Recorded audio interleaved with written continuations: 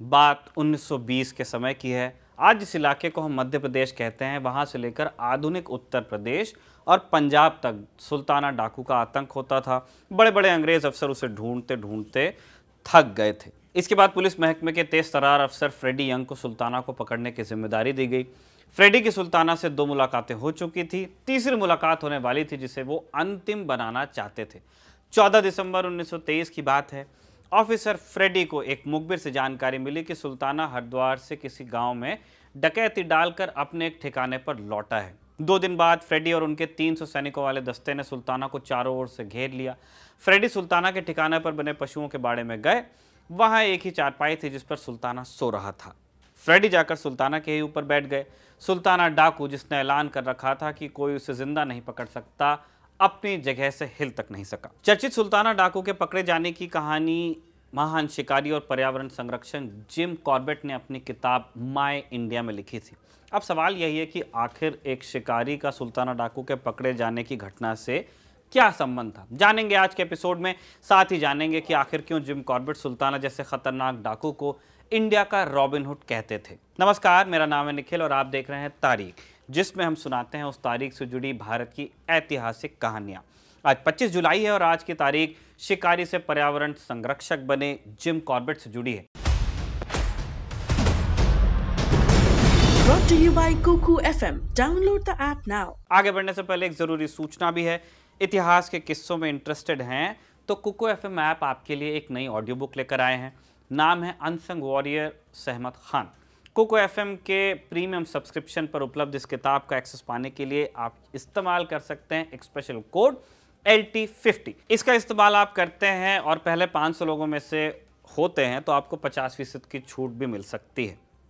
अब लौटते हैं किस्से पर, अपनी मेन स्टोरी पर। आज ही के दिन यानी 25 जुलाई 1875 को जिम कॉर्बेट का जन्म हुआ था। नैनीताल के काला ढूंगी में यहाँ जन्मे जेम्स एडवर्ड कॉर्बेट को शुरू से ही पहाड़ों, जंगलों और जानवरों से खास लगाव था। अपने बचपन में इनकी जानवरों से इतनी अच्छी दोस्ती बताई जाती है कि उन्हें आवाज़ से पहचान लेते थे। जब 6 साल के थे तब पिता की मौत हो गई। स्कूल तो जाते लेकिन पढ़ाई लिखाई में बहुत ज़्यादा मन इनका था नहीं। पढ़ाई छोड़कर 18 साल की उम्र में ही Jim Corbett Bengal and north western railway में फ्यूल इंस्पेक्टर हुए। बाद में मोकामा घाट पर उन्होंने रेलवे के ठेकेदार के तौर पर काम भी किया। जिम कॉर्बेट तब 31 वर्ष के थे जब चंपावत में उन्होंने पहली बार एक आदमखोर बाघ का शिकार किया। तारीख थी 31 मई 1907। 1938 में टॉक गांव में आखिरी आदमखोर के शिकार के वक्त वो 63 साल के हो गए थे। इस बीच उन्होंने 2 दर्जन से ज़्यादा आदमखोर बाघों और चीतों का शिकार किया। जिम के बारे में कहा जाता है कि उन्होंने उन्हीं जानवरों का शिकार किया जिनके आदमखोर होने की बात पक्की हो जाती थी। जिम कॉर्बेट के शिकार के किस्से सुनकर ही उन्हें यूनाइटेड प्रोविंस यानी कि अब उत्तराखंड और उत्तर प्रदेश जो आधुनिक है, वहाँ खास तौर पर बुलाया गया था। इन इलाकों में लोग जानवरों, खासकर बाघ और चीतों से बहुत परेशान रहते थे। कुछ जगह अभी भी हैं। उस इलाके में ये जानवर इंसानों पर काफ़ी अटैक किया करते थे। जिम कॉर्बेट ने उत्तराखंड के गढ़वाल जिले में कई आदमखोर बाघों को मारा था, जिनमें रुद्रप्रयाग का आदमखोर तेंदुआ भी शामिल था, जो हर दिन पूरे देश के अखबारों की सुर्खियां बना करता। चंपावत में 436 लोगों का शिकार करने वाली आदमखोर बाघिन से भी जिम कॉर्बेट ने ही लोगों को छुटकारा दिलाया था। अब जिम कॉर्बेट सुल्ताना डाकू के मामले से कैसे जुड़े ये जानते हैं। साल 1920-22 के आसपास सुल्ताना डाकू जीते जी किंवदंती बन गया था। जैसा हमने बताया भी, उसका इस कदर खौफ था कि अगर किसी दूर दराज के पुलिस थाने के आगे से वो गुजरता तो सिपाही उसे अपने हथियार सौंप देते। सुल्ताना उत्तर प्रदेश और उत्तराखंड के जंगलों में ही रहता था। जिम कॉर्बेट भी इन्हीं जंगलों में शिकार किया करते थे। जिम के जंगलों में लंबे अनुभव के चलते ही सुल्ताना को पकड़ने में लगे अधिकारी फ्रेडी यंग ने उन्हें अपने साथ जुड़ने को कहा। जिम कॉर्बेट महीनों फ्रेडी यंग और उनके 300 सैनिकों और 50 घोड़सवारों वाले दस्ते के साथ जंगलों में भटकते रहे। इस दौरान कई बार ये लोग सुल्ताना के ठिकानों के नज़दीक भी पहुंचे, लेकिन वो बच निकलता हर बार। फ्रेडी के दस्ते ने गोरखपुर से लेकर हरिद्वार के बीच ताबड़तोड़ 14 बार छापेमारी की, लेकिन उनके हाथ नहीं लगा सुल्ताना। इस दौरान फ्रेडी और उनके साथी कई बार जंगलों में भटके और उन्हें जिम कॉर्बेट ही सही रास्ते पर लेकर आए। जिम ने अपनी किताब माय इंडिया में कई जगहों पर इसका जिक्र किया है। काफ़ी समय तक जंगलों में सुल्ताना को ढूंढने के बाद दिसंबर 1923 में वो मौका आया जब फ्रेडी और जिम कॉर्बेट की सुल्ताना से आखिरी मुलाकात हुई। मुखबिरों से पता चला कि सुल्ताना नजीबाबाद के जंगलों में रुका है। फ्रेडी यंग ने जाल बिछाया और इस बार सुल्ताना को पकड़ भी लिया। जिम कॉर्बेट ने सुल्ताना को भारत का रॉबिनहुड बताया था। उन्होंने सुल्ताना की गिरफ्तारी के साथ ही तफसील से इस डाकू के मानवीय पक्ष का ब्यौरा भी लिखा था। उन्होंने लिखा, मैं चाहता था कि उसे बेड़ियां पहनाए हुए लोगों के सामने से न ले जाया जाए और उसका मखौल न बनाया जाए। जो उसके जीते जी उसके नाम से थर्राते थे, उन लोगों के सामने ऐसा न हो। मेरी ख्वाहिश थी कि सिर्फ इस बिना पर उसे थोड़ी कम कठोर सज़ा दी जाए कि उस पर पैदा होते ही अपराधी का ठप्पा लगा दिया गया था। जब उसके हाथों में ताकत थी, उसने गरीबों को कभी नहीं सताया। कॉर्बेट ये भी लिखते हैं, सुल्ताना खराब इंसान नहीं था। जब हम उसे खोज रहे थे तब एक बार उसने बरगद के एक पेड़ के पास मुझे और फ्रेडी को साथियों के साथ देख लिया था। हम उसके निशाने पर थे, लेकिन फिर भी उसने गोली चलाई नहीं। उसने हमारी जान को बख्शा, जबकि उसे पता था कि हम उसे पकड़ने या मारने के लिए ही जंगल में आए हैं। जिम कॉर्बेट ने एक और घटना का जिक्र करते हुए लिखा, एक बार सुल्ताना एक गांव में डाका डालने गया। उस गांव के मुखिया के बेटे की शादी थी उस रोज। सुल्ताना ने मुखिया से उसकी बंदूक और 10,000 रुपए लिए और वहां से चला आया। फिर सुल्ताना को पता चला कि उसके गैंग का एक आदमी मुखिया की बहू को भी उठा ले आया है। सुल्ताना ने तुरंत उस आदमी को फटकार लगाई और मुखिया की बहू को एक गिफ्ट के साथ वापस भेजा। कुछ अपवादों को छोड़कर जिम कॉर्बेट ने अपने जीवन में नरभक्षी बाघों और तेंदुओं का ही शिकार किया, लेकिन 1930 के दशक के दौरान कॉर्बेट के हाथ में बंदूक की जगह कैमरे ने ले ली थी।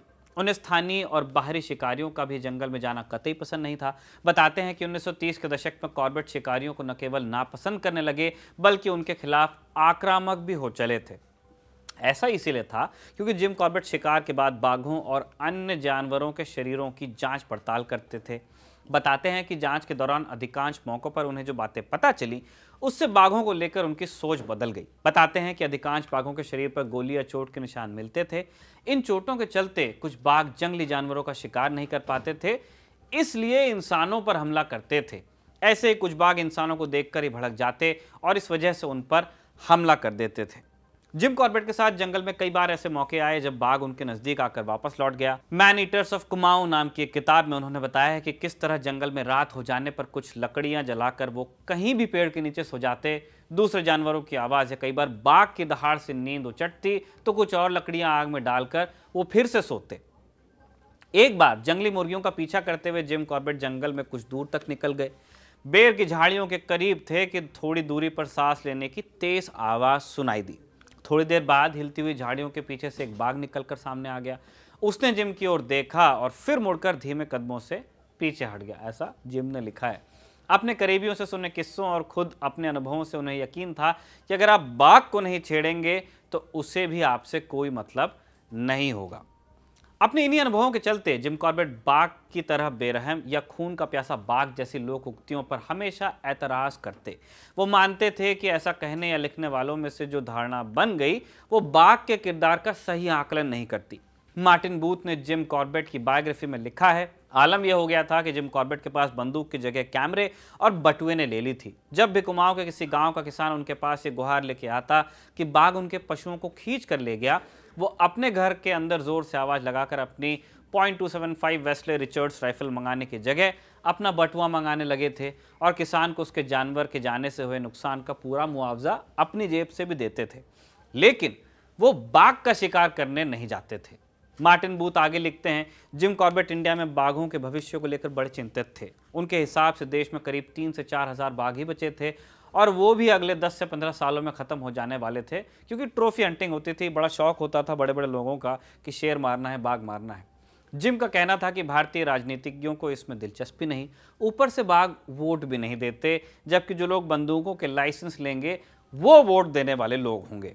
जिम कॉर्बेट बाघों को बड़े दिल वाला सज्जन, जेंटल जायंट्स कहते थे। वो कहते थे कि बाघ दिलदार और हिम्मती जीव है और अगर लोग उसके विनाश के खिलाफ उसकी हिफाजत के पक्ष में नहीं खड़े हुए तो अपने ऐसे खूबसूरत प्राणी को खोकर हिंदुस्तान और गरीब हो जाएगा। नैनीताल कुमाऊं गढ़वाल के लोग कॉर्बेट को कारपेट साहब बोलते थे। वे उन्हें केवल आदमखोरों के आतंक से मुक्ति दिलाने के लिए ही जेंटलमैन हंटर नहीं कहते थे, बल्कि उनका इंसानियत और दरियादली भी इसकी एक वजह थी और यही वजह भी है जो उन्हें एक खास मुकाम पर पहुंचाती है। आज के लिए इतना ही। तारीख के इस एपिसोड को लिखा था हमारे साथी अभय ने और कैमरे पर आपके लिए इसे रिकॉर्ड किया था हमारे दोस्त जेरी ने। देखते रहिए दी ललन टॉप।